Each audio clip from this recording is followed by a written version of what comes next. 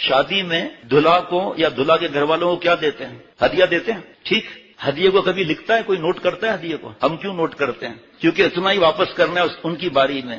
تو دوستو بتاؤ، یہ ہدیہ ہے یا قرضہ ہے؟ اس کو نیوتا کہیں کہتے ہیں، کہیں خرچی کہتے ہیں، کہیں ہدیہ کہتے ہیں. تو لکھ کیوں رہے ہیں؟ یہ قرضہ ہے. 7 لاکھ 8 لاکھ روپے جمع ہو گئے اب، اور گھر میں اس کے پاس 20 لاکھ اور رکھے ہوئے ہیں. اس کی پراپرٹی 70 لاکھ کی ہے، کروڑ کی ہے، اور اس نے اپنے پر قرضہ ڈال دیا 7 لاکھ کا. سنیں ذرا، اب یہ 7 لاکھ وہ 1 مہینے میں واپس کرے گا یا 10 سالوں میں واپس کرے گا؟ 10 کیا 12 سال. بیچ میں پھر ایک بیٹے کی اور شادی ہو گئی، اب قرض لگ کر مر گیا.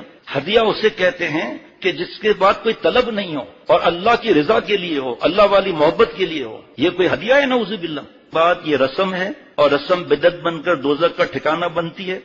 رسم اسے کہتے ہیں جسے ضروری سمجھا جائے اور وہ ضروری ہے نہیں، قرآن پاک حدیث پاک سے کہیں ثابت نہیں. اس پر ضد کیا جائے یہ رسم ہے، چاہے مہندی ہو، چاہے مایوں ہو، چاہے صحرا بندی ہو، چاہے جہیز کا دکھانا ہو، چاہے ڈانڈیاں ہو، چاہے کھونڈیاں ہو، چاہے پھونڈیاں ہوں. اب یہ بتاؤ اس کو کون سمجھتا ہے کہ گناہ ہے یہ؟